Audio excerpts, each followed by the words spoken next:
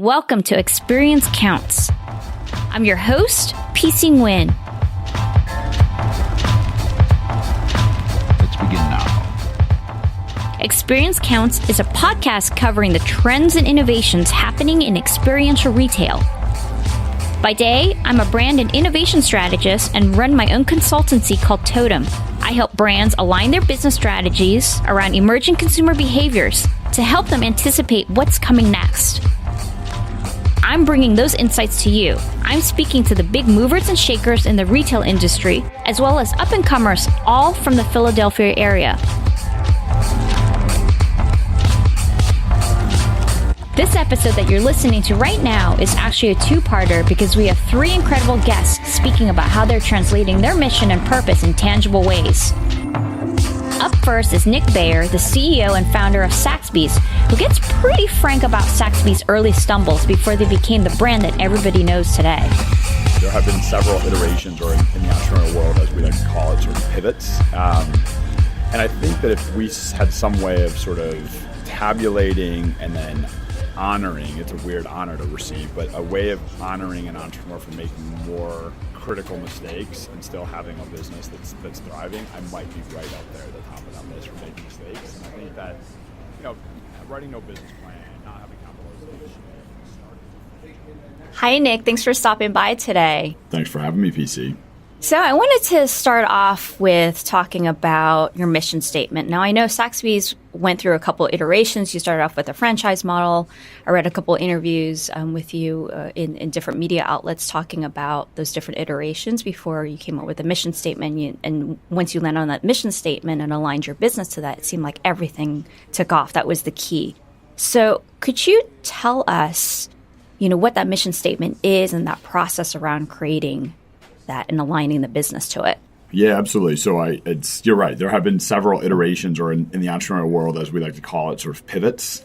And I think that if we had some way of sort of tabulating and then honoring, it's a weird honor to receive, but a way of honoring an entrepreneur for making more critical mistakes and still having a business that's thriving, I might be right up there at the top of that list for making mistakes. And Great. I think that writing no business plan, not having capitalization, starting as a franchise way before I should have, all really big mistakes. But as I like to say, and I truly believe this, that not defining what my culture was, like what the why for Saxbys was my biggest mistake. That was such a big problem for us.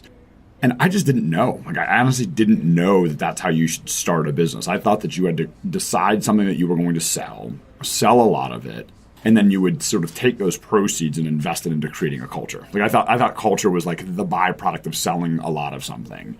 Little did I know that I had that completely backwards. That you build a culture. Like, why is your business going to exist? Why are people going to want to spend money with it? Why are people going to want to work with it? Why is it going to make the world better? And that's how you ultimately sell products. So for many years, I operated Saxbys foolishly, but I operated it as a product company that would one day be able to become a culture-driven people company. And in 2012, my alma mater of Cornell created something called the Pillsbury Institute of Entrepreneurship, and they asked me to come back as the inaugural entrepreneur in residence. And for the first 2+ years, I learned way more than I taught. What I learned is that you have to build culture, and ultimately that's going to allow you to compete. And so we literally had to change the wheels of the bus that was Saxbys while the bus was moving. We had to pretty much change from being just a Me Too product company to being a company that was driven by culture. And the irony of that is, I wanted to create a business, not because I was a coffee fanatic, but because I'm a people person. I wanted to be able to make a business that would make the world a better place. So it's crazy how backwards that I had it, but I'm glad I ultimately figured it out. But I think that's the way business used to be run. You would have a product and then you build sort of the marketing and messaging around it, and it would actually be successful. But nowadays it's just different. At some point in time, that retail industry has changed. Yep. Yeah, absolutely. And I think a huge part of it right now is if you look at the under 35 generation, they account for more consumer spending in America than any other generation. And on top of that, they're also the power that's going to move your engine. They're the people who are going to work in your business. And it's widely covered now that they're 3 times more likely to buy from and 2 times more likely to work for companies whose missions they believe in. Yeah. So in my instance, it's the dream that I always had. The first person in my family to go to college. My parents were really young when they had me. They didn't get the opportunity to go build the careers that they wanted to have. creating my own business for me was to do something that I was going to love to do and make the world a better place by doing it.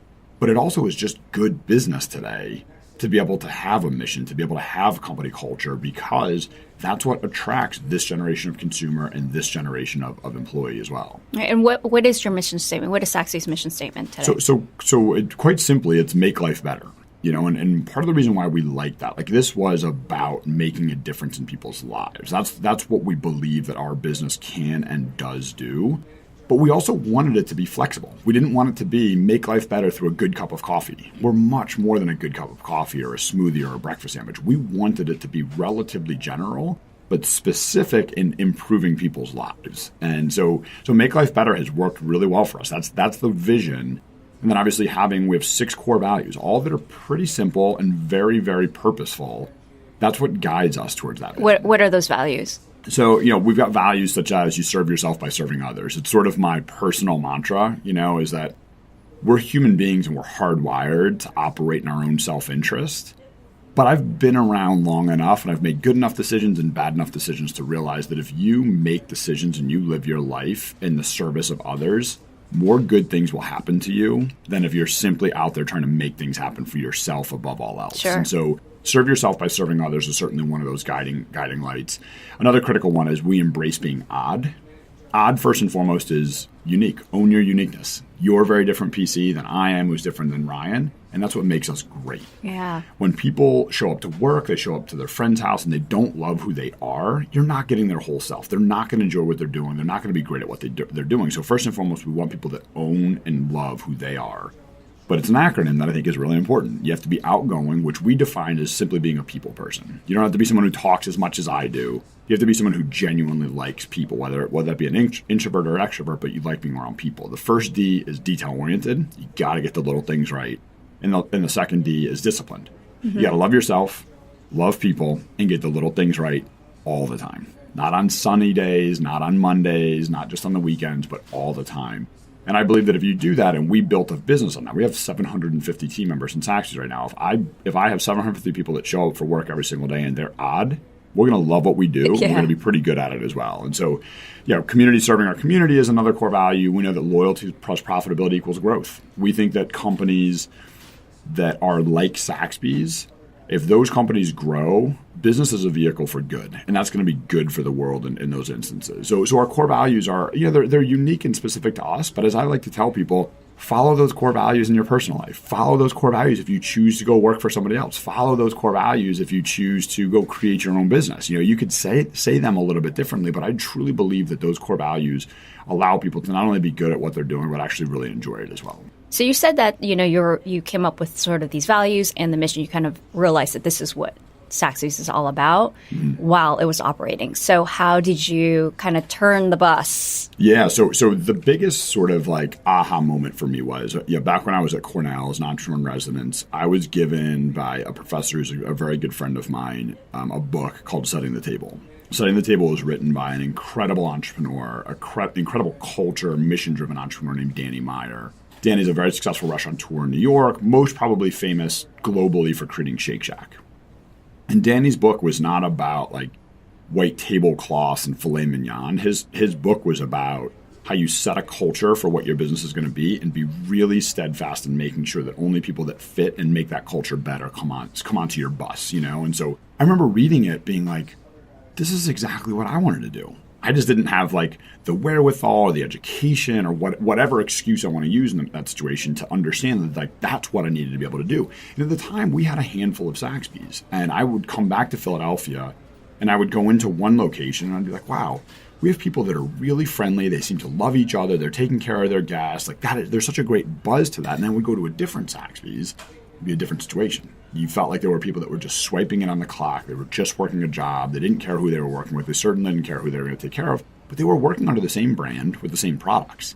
And I'm like, this is actually happening in my business right now.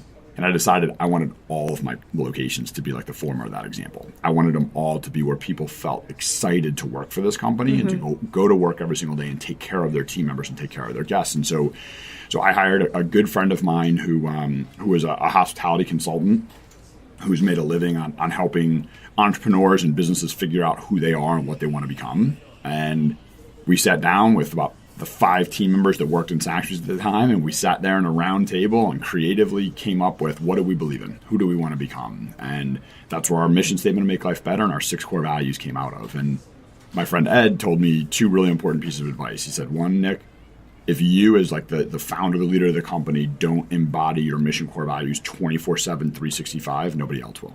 Well, nobody will believe it. Nobody will believe it. It'll just be words on a piece of paper, it'll be words on a wall, and it'll just be like any other company that just has it to check the box, but doesn't actually embody it. And then the second thing was the really good companies, they have it in their handbook. They might even train on it on the first day. But the truly exceptional, the truly great companies make even the hardest decisions based on their mission core values. And so I really took both of those pieces of advice to heart. And the first thing that I did was, you know what, if we're going to make these mission core values, I wanted them to be things that when I roll out of bed, I sort of do naturally. Like what are things that come very naturally to me, so I don't have to be like, all right, I got to remember I'm walking into one of my cafes, people might know who I am, and I better be on my mission core values. Like, I don't have to think twice about it. These are things that I've believed in since I could remember. And the second thing is when you walk into my office, which is really sort of like the heartbeat of Saxbys. It's where we interview everybody. It's where we train everybody. It's where we do all these community events. We have a 18-foot tall and 50-foot wide wall that's a hand-painted mural by Drexel art students, and then our mission core values are on that wall. It's the first thing that you see when you enter. It's the last thing you see when you leave, and it's actually where I sit. I sit in the middle of the office. And so when we have to make tough decisions, and we're sort of at a crossroads, we simply turn our heads to the left, we look at our mission core values, and that gives us the secret to which way we go. So it's been, quite honestly, it's not only saved my business, but it's allowed my business to thrive. And I love what we do. I love what we do because we have a defined culture. Now, you work with students now. You're a professor at Drexel. You're still the entrepreneur in residence at Cornell. Nowadays with startups, with you advising startups and small business owners, what are the struggles that you see them going through aligning their purpose or missions to what they're doing? Yeah, there's a couple critical things there. So I've been so fortunate to be in the classroom for so long right now because, one, it is quintessentially serve yourself by serving others. Like, I've been served immensely by getting in the classroom because I've gotten to learn from some great professors. I've got to see the next generation of talent, and they've inspired me. But I've also been able to share my trials and tribulations. I think that's one of the critical reasons why I've been asked to go back. I'm an executive in residence at Temple. Like, I go back in the classroom is because I share very openly my experiences. I don't just come in there and say, guys, let me tell you how smart I am, because that's just not the case. People need to hear the downs as much as the ups. Yeah, you got to fail a few times. You have to. And my failures can be, they can absolutely be avoided. That's why I think it's important that I go to people and talk about writing, your business plan, finding right partnerships, and capitalizing. And most importantly, to your question, I think one of the things we still struggle with in higher ed, we quite simply do not do it to the level that we need to, is force entrepreneurs to define their culture when they're writing their business plan. We're very good at saying, like, what's your SWOT analysis? What's the competitive environment? What is your pro forma going to look like? How are you going to raise money? Like, all the critical things. Culture is at the top of that. Can you explain culture? Because culture consists of so many different components. We talked about values. What else is? So I think at the highest level of it, we watch it repeatedly at Saxbys, but it's Simon Sinek has this amazing YouTube video, The Power of Why. Okay. I think that's where people need to start. I think people need to do that whether they're going to start their own business or not. I think people need to watch that video because that's, defining your why. Why are you going to do what you're going to do? And if it's creating a business, why is the creation of that business going to matter? Why are consumers going to want to buy from it? Why are people going to want to work for that business? So defining as the entrepreneur, we'll do it through that lens. Defining what your why is critical because your culture, meaning like, here's how I'm going to accomplish my why. Your culture is a byproduct of what is that mission and what are the core values that are going to guide that culture. That's sort of like the rule book, if you will. But if you don't know where you want to go, you don't know why your business is going to exist or why people are going to want to support it, your culture, your defined mission core values are just going to be words on a piece of paper. So I think that defining your why is the critical part.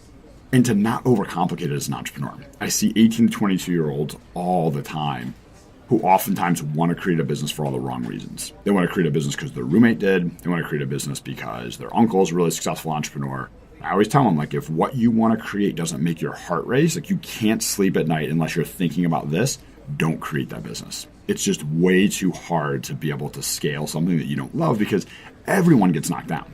Mark Zuckerberg's one of the most successful entrepreneurs of all time, and he still gets knocked down all the time. Just imagine when he was first creating that business, but the creation of what became Facebook made his heart race. And so when he had all those obstacles, he came back stronger. And I like to think that I did as well. And so the definition of that why should be something that you truly personally care about, because people are attracted to people. People are attracted to the entrepreneur that creates a business. And that if that entrepreneur doesn't have great vision and doesn't have a passion for what they're doing, people are going to want to work with them. They're not going to want to follow them. And so as an entrepreneur, you need to really be able to define that. Yeah. How do you ensure that there's an employee fit with culture?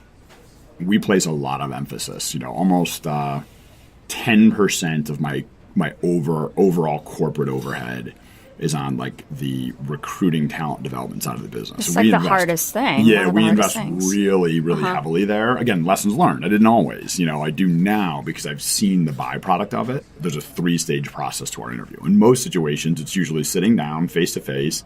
We ask questions. Some people ask purposely pointed questions and puts them on their heels. Some people just make it chattery, like whatever way they do it. And they decide, human to human, hey, you seem like our kind of person, come on in. I think that's hard to do. I think it's hard to do in a single instance. And so we let people know in that interview process that ours is a 3-stage process. The first is that interview. The second is what we call hospitality training. So you come to corporate headquarters and you're supported by our corporate training team. So you're actually put through the paces. We have a really good way of figuring out if someone is odd in the unique and the outgoing manner during that sit-down interview. Really hard to tell if someone is detail-oriented and disciplined during that process. Much easier to do when you've got to show up for 4 straight days at 7 o'clock in the morning or 6 o'clock at night and see if you show up on time, whether you follow instructions well. So the second part of that is passing hospitality training. And then the third, every single person who passes hospitality training gets then sent back to a cafe where they get assigned and they work for a CEO, a cafe executive officer. The CEO then obviously chooses to send someone back to HQ for barista training. Once you've been selected and you've sort of gone through all 3 processes, we've got a pretty good feel that you're a good culture fit at that point. And again, it's a two-way thing. Like, I don't mean this by any means to make it seem like it's us determining whether you're good enough for us. Like, I have watched too many people that are very, very close to me work in companies and company cultures that they don't love, and they just don't enjoy work. Like, I don't want people to feel that way, and certainly not in my company. So I really see it as being a mutually beneficial thing. Yeah, because you guys are all pushing together forward. Of course, you run the company, but it's everybody on board, the team. I'm the least important person in the company. Like we're going to serve 15,000 people today in Philadelphia, and I'm not serving a single one of them. Not a single one of them. I've been in 3 of my cafes already this morning, but I didn't make a difference in anybody's lives. Maybe I put a smile on like one of my team members' faces because they saw me in there and I waved to them, but like I didn't take care of a single guest today. So those people, the reason why we put those castle doors so big and so heavy is because that's the real talent in this organization. That's the people who are serving our guests. They're taking care of their team members and they're making our communities better. I'm just the person there, as I like to call the big servant leader, So my job is to make sure that those people have the tools necessary to be great and enjoy what they do. And so that empowerment component wants me to talk about the experiential learning program and unpack that. So can you talk more about it? You kind of did about the fact that there's a CEO, you kind of point somebody as a CEO to run it. Can you tell us a little bit more about, the great things that happen when you're empowering people through this program? Yeah, absolutely. So, when I started to get involved in higher ed, I saw a couple, there were sort of 3 critical things all happening at the same time, or at least 3 observations. One of which was the consistently best performing Saxbys have always been on or adjacent to college campuses. So I think our ethos, our product line, the fact that every cafe is uniquely designed, so it's sort of like anti-corporate, it's always resonated with young people. So that's A. B, we started as a franchise, and so inherently we created a corporate infrastructure to support entrepreneurs to be able to run their own business. So we had a support structure to our organization. And then the third thing is, I can't remember if I said 1, 2, and B, or 1, 2, and C, or whichever way, but the third one essentially is that higher ed was finally embracing entrepreneurship. Unlike when I was in school where we just did not teach or support entrepreneurship, the pendulum has swung to the complete other end. But the critical missing factor right now in higher ed is, in the pedagogy at least, we call it experiential learning. There's only so much you can teach about entrepreneurship in the classroom. You've got to be able to bolster that with experiential learning, Absolutely. allowing entrepreneurs to be able to learn by doing. And I saw a huge opportunity there. And as a company whose mission statement is to make life better, and we care so much about young people and providing young people opportunities in education, I saw an opportunity for us to sort of pivot our business in such a way that was authentic, but I think would be really beneficial to allow young people to learn how to do it. And so I approached President Fry at Drexel here in Philadelphia, an incredible entrepreneur and innovator in his own right. And I said, President Fry, I believe that, and again, this is a little bit of my Cornell education, I believe that all the moving pieces or parts that are in any organization, in any industry, actually happen in a really busy coffee shop.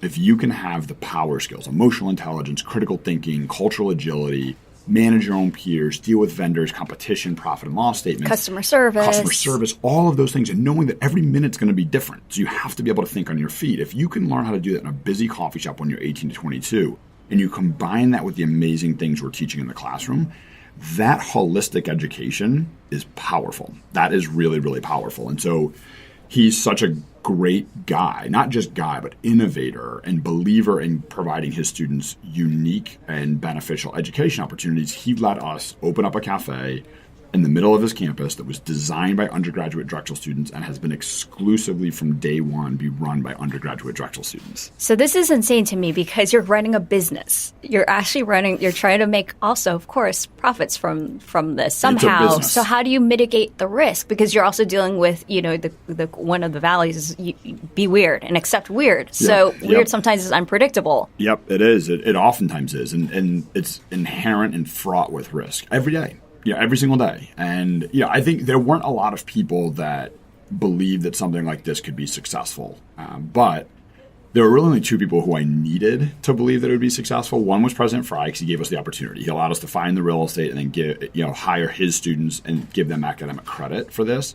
The second was the chairman of my board. We're private equity backed, and I needed the capital to be able to do it. And so I only really needed to convince two people. And I truly believe that if we then brought it out, if we started to interview for this role, that the students would come. The students would come from an employment perspective, and then if the students that we hired and trained, supported and empowered to be entrepreneurs, their classmates would come to support the business. And so, we had, I would say, 20 brave souls applied to the inaugural student CEO position.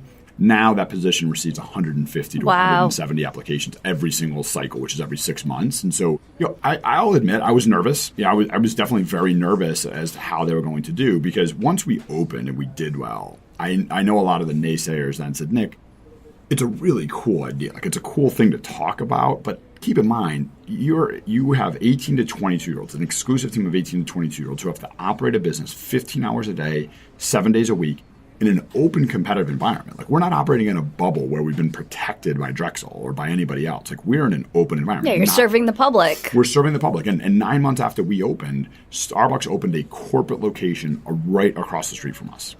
We have a Starbucks. We have a 7-Eleven. We have 3 other Starbucks right down the street. We have a bunch of local coffee shops. Aramark opened up we have coffee shops everywhere there. And I also like to mention, just from studying, consumer behavior and trends, people are, the public generally now is aware that things are always in beta, things are always evolving.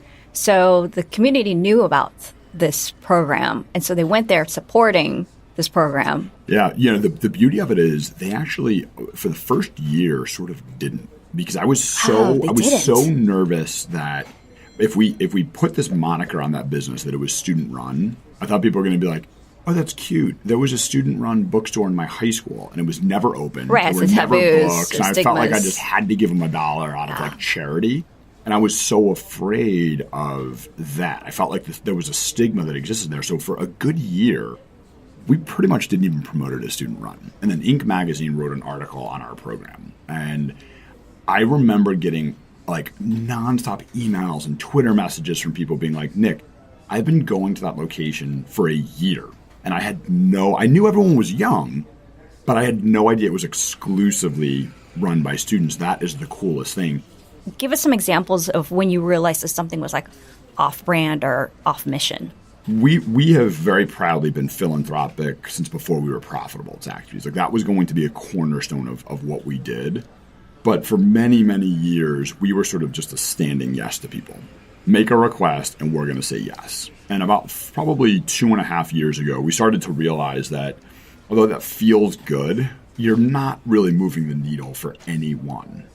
Person, organization, mission, area of impact. And so we worked really hard as a company. I'm going to call it 2.5 years ago to figure out where is our business most aligned? Obviously what's in our heart, but where is our business most aligned so that operating our business every day would naturally be able to make a difference. And so we rallied around what we call opportunity and education for young people.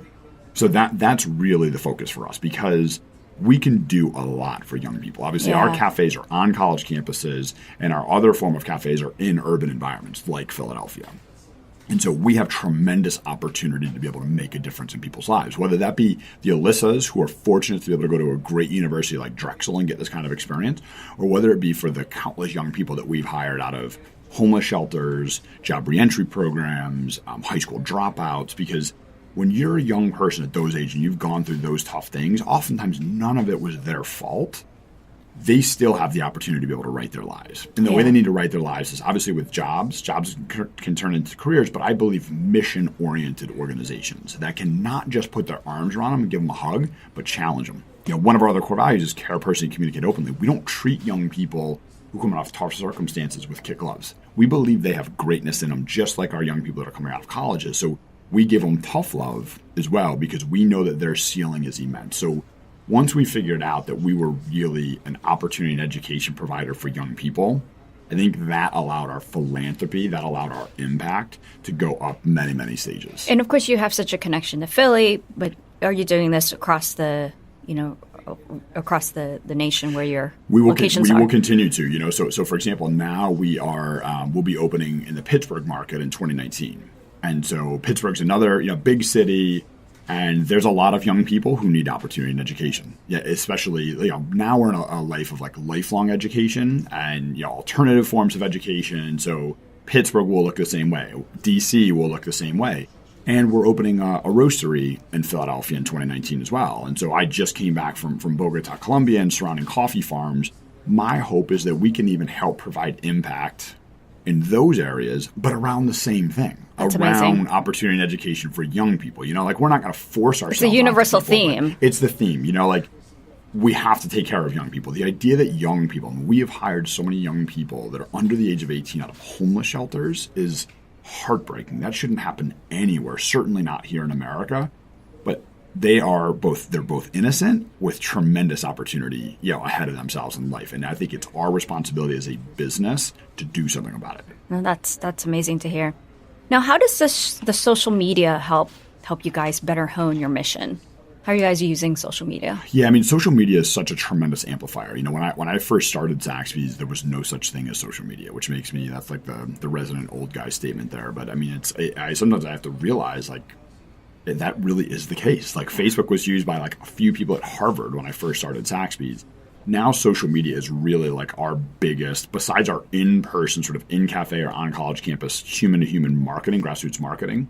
Social media is our major marketing because that's our opportunity to communicate authentically with our core constituents. And so it's had to force me to get out of my comfort zone a little bit, because I try not to be an over self-promoter. But I realize now that I've worked hard to be able to create a platform, and social media is a way for people who aren't with me face-to-face day-to-day to sort of see the exciting things that we're doing as a brand. And so, one of the things that I really love about social media is that we're actually really liberal with turning over our social media accounts to not just team members at our college cafes, but actually guests of our college cafes. Oh, wow. So we actually turn over our Instagram, we'll turn over our Snapchat, or turn over our Twitter account to young people that are on the ground, because I'm not going to know what's cool and important at Penn State. What are they posting? They're posting sort of a day in a life. Yeah, they're posting. And some of it, sometimes it's not Saxbys. Sometimes it's I'm at the gym, or I'm going to a football game, or I'm this and that, but it's a glimpse into their world. And then it's sometimes overlaid with how Saxbys sort of stands into that. But that's providing opportunity and education. We get nonstop requests by people to be Nick, I'm studying marketing at Penn State. How can I learn X, Y, and Z? How about we turn over our social media account to you? Yeah. How about, we just had 4 different classes at Penn State just do marketing plans, a whole new branding and marketing campaign for us. So our experiential learning program is, as I always sort of dreamed it to be, and it's now sort of coming to life, is that it's not just experiential learning for the students that are running the cafe. It's experiential learning for everybody else that's on that cafe, or on that campus, I should say. So, for example, we are in the Smeal College of Business at Penn State. It's a massive building. It's a great business school. There's 8,000 or 9,000 people in and out of that building every day. Our cafe is right in the middle of the building. So we've only been open for one semester there. We've already done projects in supply chain, in sustainability, in marketing, and 2 other classes that aren't coming to mind right now. But it's the opportunity for students to learn in a real world case study that's happening in their building. That is a huge opportunity. And then utilizing social media to be able to sort of bring that to life, because if someone's maybe across campus in an architecture school, or someone's a high school student who follows Saxbys social media and can see what's happening there, I hope that education gives them the opportunity to make a little bit better decision and say, you know what, that's the kind of place that I want to go to school, or that's the kind of experience that I want to have when I go to Penn State. I mean, it's been a huge thing for us. I mean, I can correlate like sales and cafe openings and team members and retention with like our social media growing. It's amazing to sort of see the engagement grow, and it correlates so directly with all the other sort of metrics you look at for a healthy business. Now, what are some trends in the retail industry around mission and purpose that you've been seeing that you would love to incorporate, or that you're really inspired by? So I would say, there's a lot. I mean, there's a bunch of brands that I'm like a huge fan of. One is Sweetgreen. I think Sweetgreen is a phenomenal business, and a really funny, interesting anecdote is that the 3 gentlemen who created that were graduating Georgetown University the year we opened our Saxbys at Georgetown. Wow. And wrote, from my understanding, wrote a lot of their sort of like formulative parts of their business plan and concept in that Saxbys Georgetown. Wow. So like it's a really, really cool thing. And right across the street from Saxbys Georgetown is where Kevin Plank in his grandmother's basement created Under Armour. My goodness. So like it's a really special place. So I've always looked at Sweetgreen because Sweetgreen sells salads. Obviously, like in the most generic fashion, they sell lettuce and carrots and beets, but they do it in such a mission-driven way that really moves the needles, not just for their suppliers, for the people that work in the business. And I like to say that when I walk by a Sweetgreen, I feel healthier. I feel healthier. I feel happier. And so like they're a great inspiration. But I would say that a huge trend that we've been very focused on over the last year and a half is sort of capped by B Corp, B Lab, so better corporations. It's a fascinating thing. It was actually created here in Philadelphia, which is a new form of incorporation. So instead of a C Corp or an S Corp or an LLC, you can actually be a B Corp. And essentially what it does is it changes the definition of shareholder. And B stands for benefit. Oh, is it better? Benefit. You're right. Is it benefit? Yes, benefit corporation. Yep. And so it changes the definition of shareholder or stakeholder. So traditionally in a for-profit business, stakeholder is simply the people that own equity or stock in the business. So as a business person in that organization, every decision that you are making needs to be with that shareholder or equity holder or stakeholder or stockholder in mind, nobody else.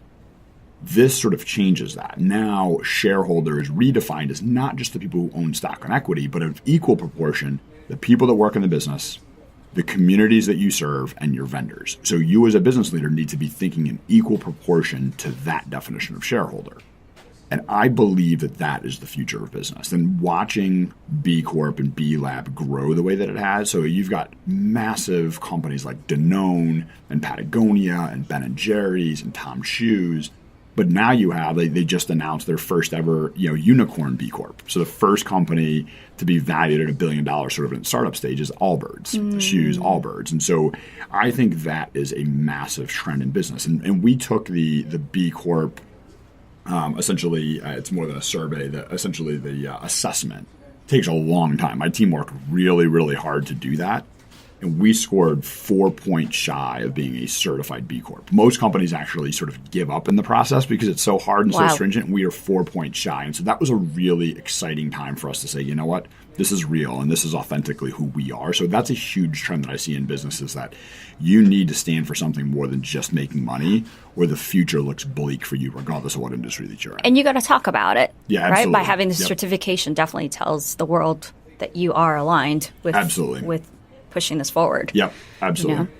And I think we're also, I think on a second trend is, we've sort of like overnight made this trend. We talked so much about millennials for so many years. Now we're in a position, especially where my business operates, we operate on so many college campuses. I'm now serving more iGens or Gen Zs, whatever you want to call them, than we are even millennials on our college campuses. Absolutely. Like many of my cafes now are filled with iGens. Yeah. And so that's a different generation. That's a generation that many of them saw their parents lose jobs or get fired in 2008, 2009. Like they had to grow up in a slightly more gritty, resilient manner than we saw with a lot of our millennials. And so watching their trends is a really, really fascinating thing that we're spending a lot of time and attention on, and trying to really incorporate as to how we market ourselves and how we hire people and how we develop talent. I think that's going to be a really important trend. Could you give us like one insight that you've learned with working with Gen Z? Because I'm fascinated by Gen Z. I've been studying millennials for a long time, but moving on definitely to Gen Z because they're so different, as you said.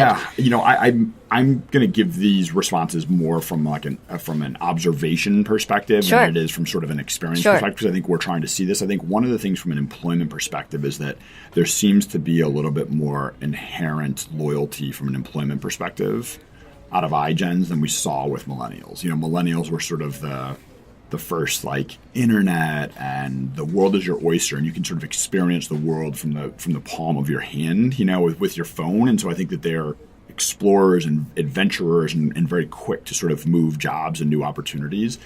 We're seeing and hearing a lot about iGen being a little bit more focused on sort of tenure and development and sort of moving up in an organization. I think that's really important. And I think from a consumer perspective, variety is very important. Variety is something that's very important to the iGen consumer, meaning oftentimes you've seen people in the past where it's like, I'm habitual. Like what I get on Mondays is what I always get on Tuesdays, what I get on Wednesdays. And we're seeing that different with iGens. They're trying to experience the world experientially, like in person, and they want to sort of like try a lot of different things. And so I think we're seeing organizations where for many years, like you see like the Chipotles of the world or the Sweetgreens, like super small menus where it was like do a few things and do them really, really well. I think that iGen may force us to do a little bit more and do all those things really, really well. I agree, because they have multiple identities, right? Fluid identities, right? Yep, absolutely. So you got to speak to all of that at the same time. But again, I think that like that's why like culture is timeless. Like I think about we embrace being odd, like fluid identities with iGen. That puts us in a perfect position to be a great employer and a great talent cultivator for a generation where we're going to embrace your multiple identities. We're going to embrace how you are trying to find yourself and who you are becoming. That's really cool. I love that. Congrats on getting here, that long journey to get here. It's been a long journey, but you know what? It's with all the times of falling down, it's still been a really fun journey. It's my spark and my flame and my excitement and passion for this is even greater today than it was when I set out on this journey, which shows you really need to enjoy the journey. You need to enjoy the process and be content with where you are. And just to wrap up, is there anything that you want to talk about that you're doing in 2019 that you want to plug? This is your moment here. So I think that there's two really critical things for us in 2019. The first is obviously going to be what we like to think of as sort of like the proliferation of our experiential learning program. President Fry has been so kind to me on so many levels, including on April 13th, 2015, when we opened up the first cafe at Drexel. I was thinking very myopically. I thought this was a really cool singular project and we were going to get back to work doing what we do. And he said, Nick, this is desperately needed in higher education. And we're seeing that now. Like we are seeing that from community colleges to Ivy League universities and everything in between. Everyone is desperately looking for experiential learning. And I think that we have tremendous opportunity to be a synergistic resource in education. We also have meetings with secondary education. Like we're seeing entrepreneurship and experiential learning be in critical demand even in high schools now. So I think that that's a huge area of opportunity. And the second thing is our business. Like we just did a review of our Penn State University location, which just opened in September.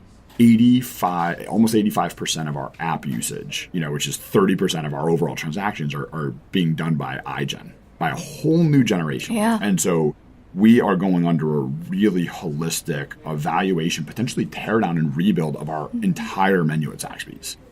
Our menu is working really well, but it's probably not the menu that's going to work very well in 3 years, 4 years, 5 years. Which is tomorrow, basically. Which is tomorrow. And so we are, we're bringing in some incredible talent from outside our organization, great culture fits, but people that have a lot of, backgrounds like yours, brand strategists and insight focused and people on the culinary side. And so we are there's almost no sacred cow on our menu right now. because we're trying to become an even bigger innovator in our industry. Instead of just sort of like keeping pace, we want to become an innovator. And so one of those things is opening our own roastery in Philadelphia.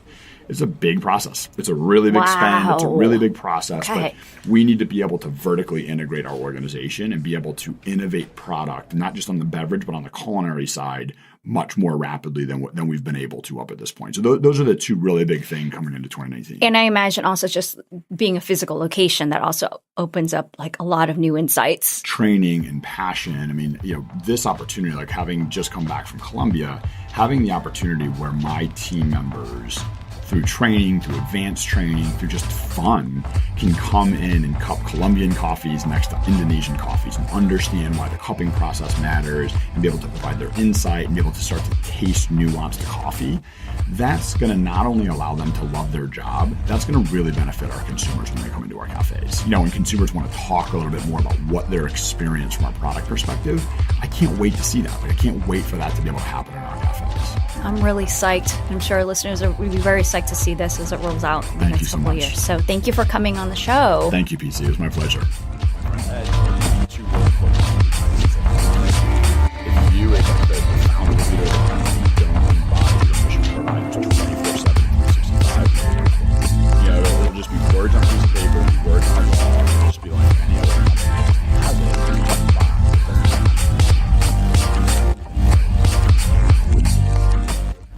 I hope you found that conversation as interesting as I did. In part 2, we speak with Tiffany Easley from Envy My Eyewear and pay a special visit to Blue Soul Shoes, where we hang out with owner Steve Jameson. It's already available for you to listen, so enjoy. Experience Counts is a production of the Enterprise Center's Grit Studios, which provides resources for minority entrepreneurs in Philly and the surrounding region. If you like this episode, make sure to subscribe to Experience Counts to get the newest episodes. And don't forget to go to the Enterprise Center's LinkedIn page so you don't miss out on announcements of our next episodes. See you next time.